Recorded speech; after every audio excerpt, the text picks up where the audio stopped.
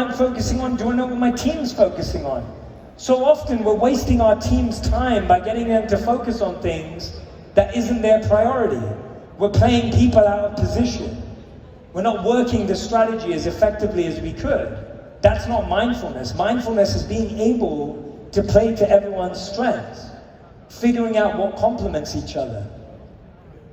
I want to tell you one more mindset. Just one more that I want to share with you.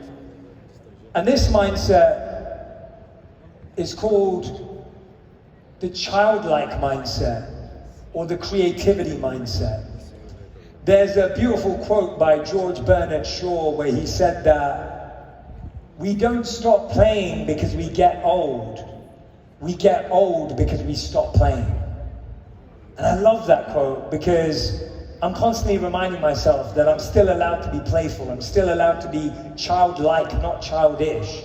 And actually, when I look at things through the fresh eyes of a child, if I look at things with that curiosity, with that innocence, with that openness, anything is possible.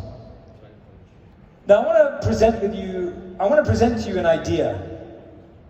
This was a challenge that a professor set out at Stanford, and it's called the $5 challenge.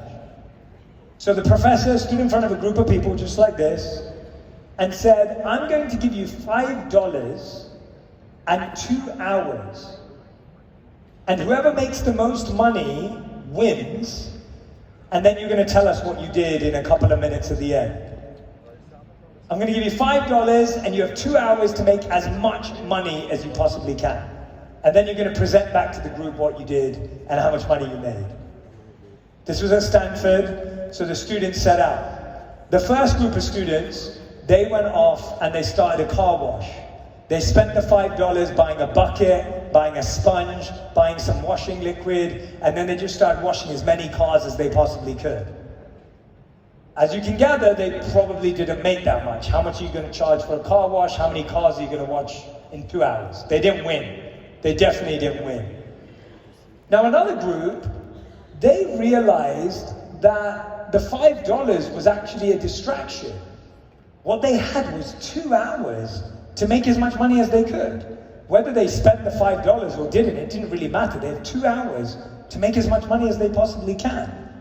So what they did is they booked reservations at fancy restaurants and sold those reservations to corporate companies who wanted to dine their clients, who wanted to take clients or retreats or have meetings in these restaurants.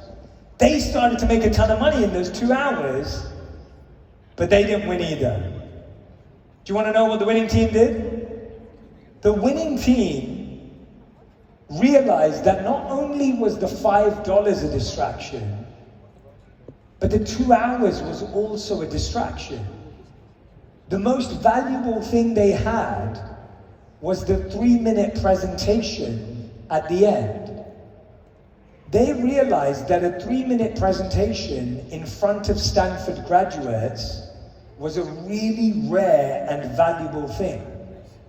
They sold those 3 minutes for $650 to a company that wanted to hire Stanford graduates. And they won the competition in the presentation.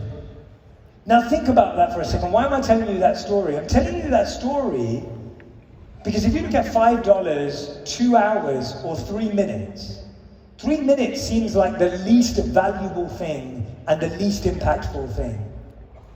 But actually, these students figured out that it was the most valuable thing they had at their disposal. And I want to challenge you with your clients, with your meetings, with the conversations you're having. What is your 3 minutes? And what is your $5?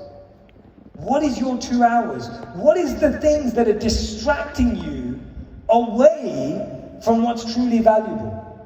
What are the things that are distracting you and disconnecting you from being present and zooming out like the students did to realize what was truly valuable?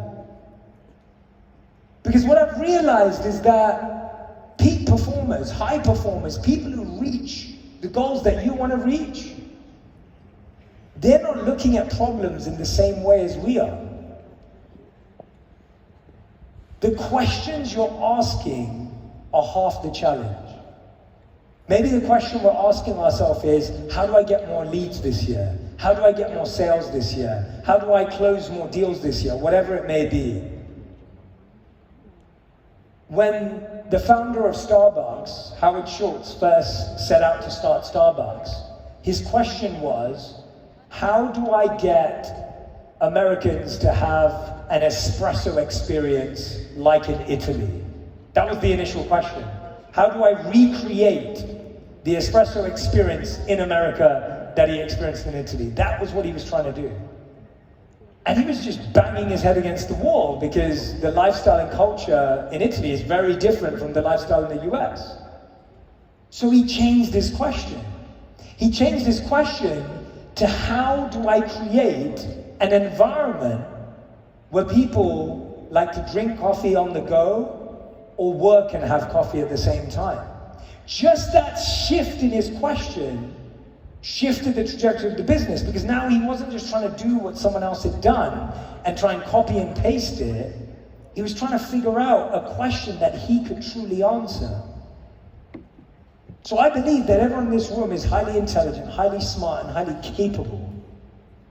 But often we're chasing the wrong answer, or we're asking the wrong question.